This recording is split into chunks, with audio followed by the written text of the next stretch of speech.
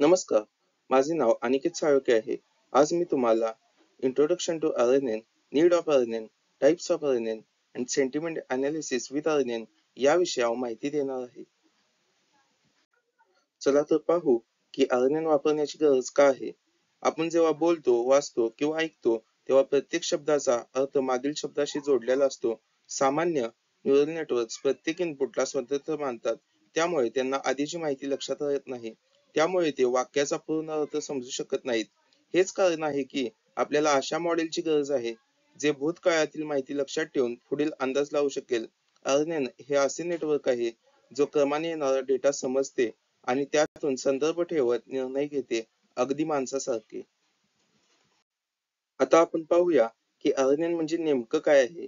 RNN हा एक खास प्रकारचा न्यूरल नेटवर्क आहे जो क्रमाने येणारा डेटा म्हणजेच सिक्वेन्शियल डेटा समजून घेतो आणि तो प्रत्येक इनपुट सोबत मागील माहिती लक्षात ठेवतो आणि त्याच्यावर आधारित पुढचा आउटपुट तयार करतो.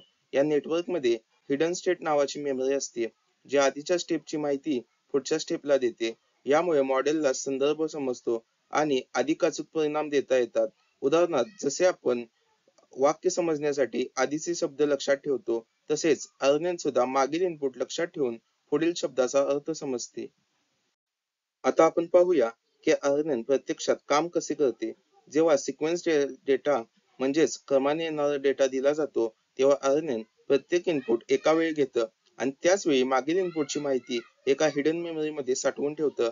यानंतर ते नवीन इनपुट आणि मागील मेमरी यांचा एकत्र वापर करून पुढचा आउटपुट तयार करतं.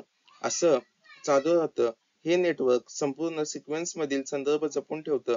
ट्रेनिंगच्या वेळी RNN आपले वेट्स मागील स्टेपच्या आधारे अपडेट करतं. यालाच बॅक प्रोपगेशन थ्रू टाइम असं म्हणतात. थोडक्यात सांगायचं झालं तर RNN डेटा क्रमाने समजून घेतं आणि प्रत्येक पायरीवर भूतकाळातील माहितीचा वापर करून पुढचं शिकतं. आता आपण पाहूया की RNN चे मुख्य प्रकार कोणकोणते आहेत. पहिला म्हणजे सिंपल RNN. हा सर्वात मूलभूत प्रकार आहे. तो क्रमाने येणारा डेटा हाताळतो, पण त्याची मेमरी कमी वेळ टिकते. त्यामुळे ते जुन्या माहितीला लवकर विसरतो. दुसरा म्हणजे LSTM म्हणजे लॉंग शॉर्ट टर्म मेमरी. हा प्रकार जुन्या माहितीचे नुकसान टाळतो. यात गेट्स असतात जे ठरवतात की कोणती माहिती ठेवायची आणि कोणती माहिती विसरायची. तिसरा म्हणजे गेटेड रिकरंट युनिट. हा LSTM सारखाच असतो, पण थोडा सोपा आणि जलद काम करतो. आणि चौथा म्हणजे बायडायरेक्शनल RNN. हा डेटा दोन्ही बाजूंनी पुढून आणि मागून वाचतो, त्यामुळे त्याला संपूर्ण संदर्भ नीट समजतो. हे सर्व एकत्रितपणे RNN ला अधिक सक्षम आणि अचूक बनवतात. आता आपण पाहूया की RNN सेंटिमेंट अनालिसिस मध्ये कसे काम करते. सेंटिमेंट अनालिसिस म्हणजे मजकुरातून भावना आणि मत ओळखणे. म्हणजे एखादं वाक्य पॉझिटिव्ह, निगेटिव्ह की न्यूट्रल आहे हे शोधणे. Social media post, product review आणि ग्राहक प्रतिसादामध्ये मोठ्या प्रमाणावर हे वापरले जाते. या प्रक्रियेत सर्वप्रथम मजकुराला संख्या वर्ड एम्बेडिंग्स मध्ये रूपांतरित केलं जातं. यानंतर RNN प्रत्येक शब्द एकामागोमाग एक वाचतं आणि मागील शब्दांचा संदर्भ लक्षात ठेवतं. शेवटी आउटपुट लेयर ठरवते की त्या वाक्याचा भाव सकारात्मक, नकारात्मक की तटस्थ आहे. एक्झाम्पल, चित्रपट खूप छान होता, सकारात्मक भावना. सेवा अत्यंत खराब होती आणि धीमी होती, नकारात्मक भावना.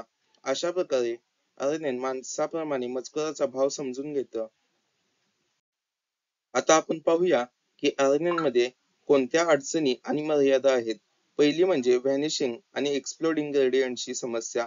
लांब सिक्वेन्स ट्रेन करताना शिकण्याचा सिग्नल कधी खूप लहान होतो किंवा कधी खूप मोठा होतो. त्यामुळे मॉडेलला आधीची माहिती लक्षात ठेवता येत नाही. दुसरे म्हणजे दीर्घकालीन संबंध समजण्यात अडचण. RNN ला लांब अंतरावरच्या शब्दाचा संबंध ओळखणे कठीण जाते. तिसरी म्हणजे ट्रेनिंगचा वेग कमी असतो, कारण डेटा एक एक पायरीने प्रोसेस करावा लागतो. चौथी म्हणजे जास्त कम्प्युटेबल खर्च, कारण यात जास्त मेमरी आणि GPU पॉवर लागते. आणि शेवटी लहान डेटावर ओव्हरफिटिंग, म्हणजेच मॉडेल फक्त तोच डेटा पाठ करून घेतं, पण नवीन डेटा ओळखण्यात चुका करतं. यावर उपाय म्हणून LSTM आणि GRU सारखी सुधारित मॉडेल्स तयार झाले आहेत. आता शेवटी पाहूया काही मुद्दे लक्षात ठेवण्यासारखे आहेत. RNN हे एक प्रभावी मॉडेल आहे जो क्रमाने येणारा डेटा समजण्यासाठी वापरले जाते. ते मागील माहिती लक्षात ठेवतं आणि पुढील अंदाज लावण्यासाठी तीच माहिती वापरतं. हे model text generation, speech recognition आणि सेंटिमेंट अनालिसिस सारख्या अनेक AI अनुप्रयोगांमध्ये वापरले जाते. अशा प्रकारे ते मशीनला भाषा, भावना आणि वेळेनुसार बदलणारा डेटा समजण्याची क्षमता देते. थोडक्यात, RNN मुळे मशीन केवळ डेटा पाहत नाही, तर त्याचा क्रम आणि अर्थ समजते.